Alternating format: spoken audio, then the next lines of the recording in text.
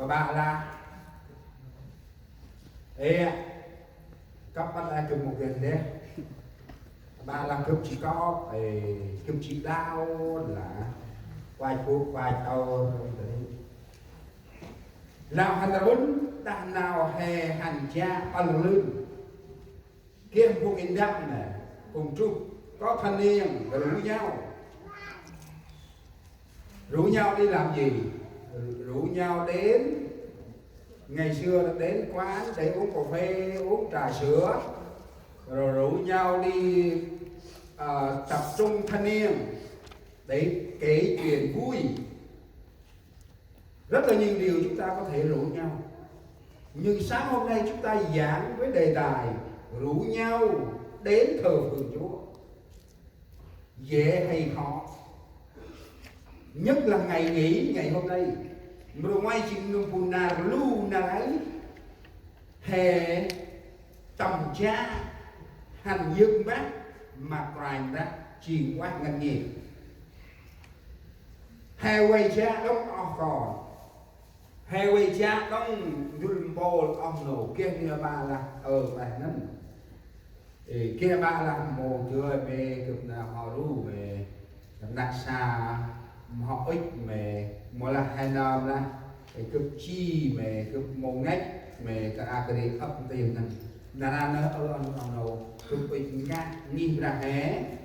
ăn tầm cha hành dương ra mặc rành ra hè say ông hè nầu hè nào tầm cha ơi tình đồng xuất nào rằng ngoài tròn cao được hay sai là Yusuf Hebrew có chết trọc ra sinh ra nó hay là sai hay cho từ ngoài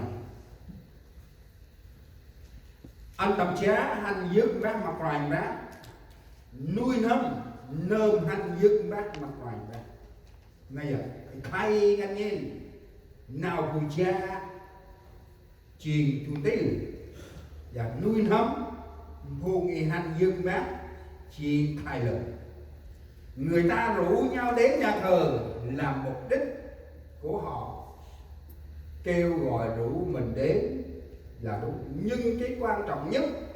ở đây là tấm lòng chúng ta trong thì giờ đến thờ phượng Chúa như thế nào. Riêng chi ý nào hay nuôi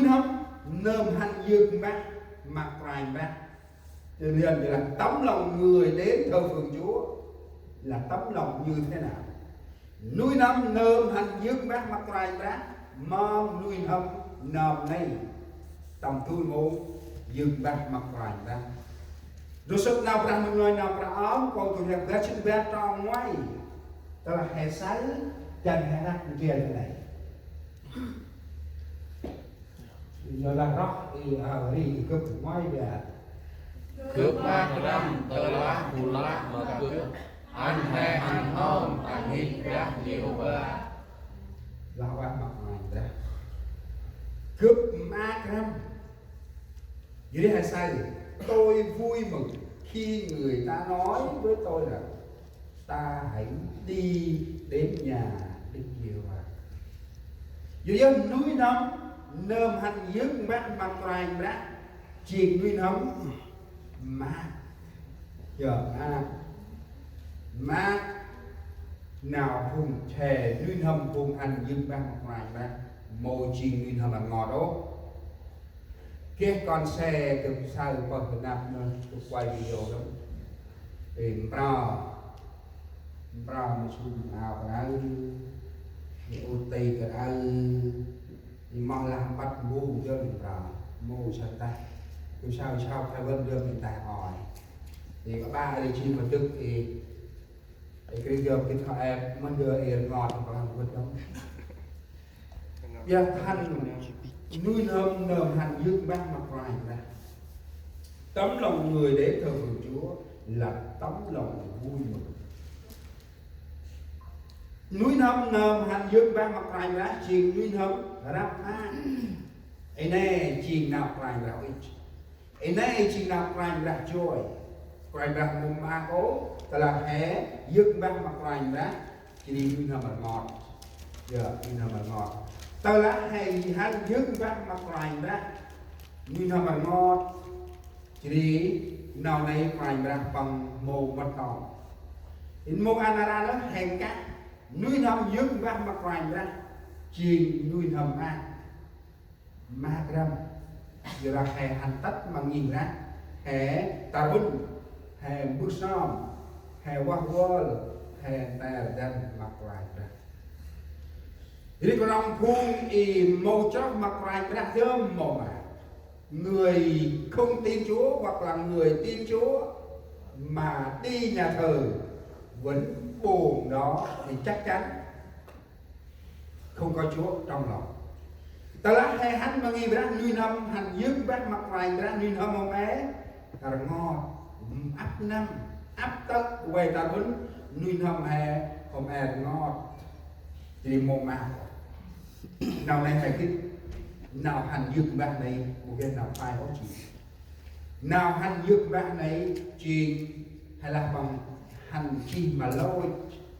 chi mà hay là ưng rộng mắt yên chúng ta đến nhà thờ phượng Chúa nhưng tấm lòng chúng ta vẫn nặng nề thì Chúa không bao giờ ban phước. Rất nhiều người đi nhà thờ mà họ không có gì thay đổi bởi vì họ đến nhà thờ chính tấm lòng họ không bao giờ có sự vui mừng. Cái ấm phun cho là hành tất mà nhìn ra dứt bác mặt ngoài ra nuôi năm phải bằng một kia video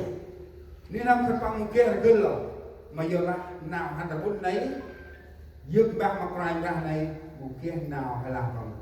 khai có một bằng cái đồng chi mà hành yêu mà đó yêu mà thì cứ phải ai qua là vui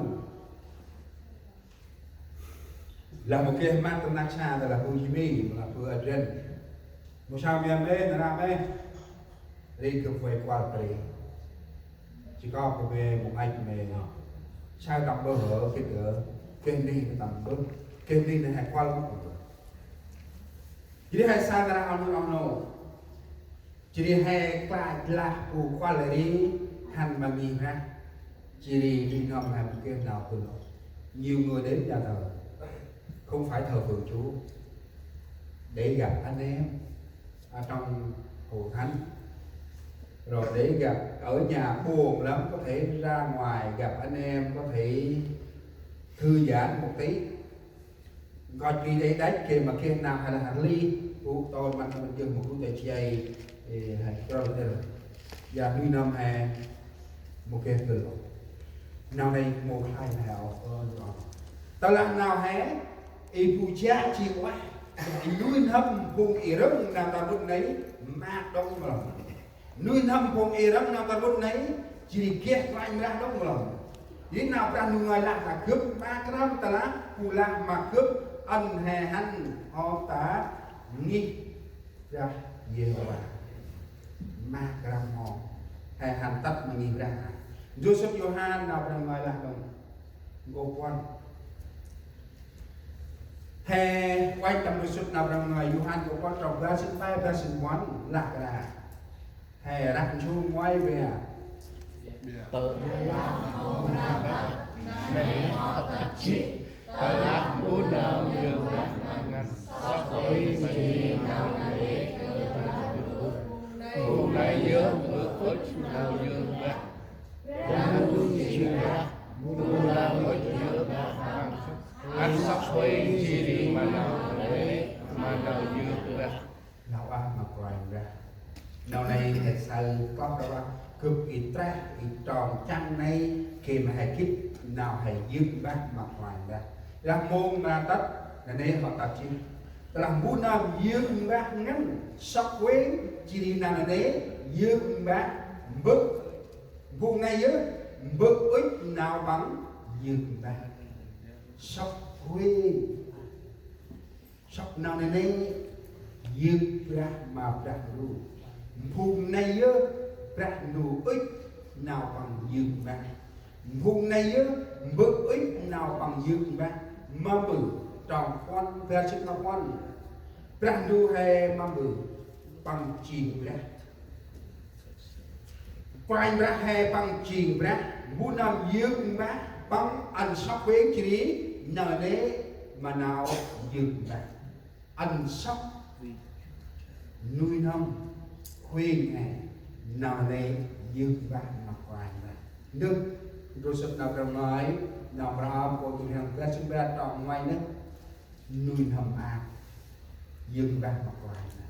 vì vậy tập rồi sắp nào ra nói Johan của quan trọng verse 5 verse 1 ấy anh sắp khuyến chỉ nợ đế dừng ra mà quay ra lo hay là bùi dừng ra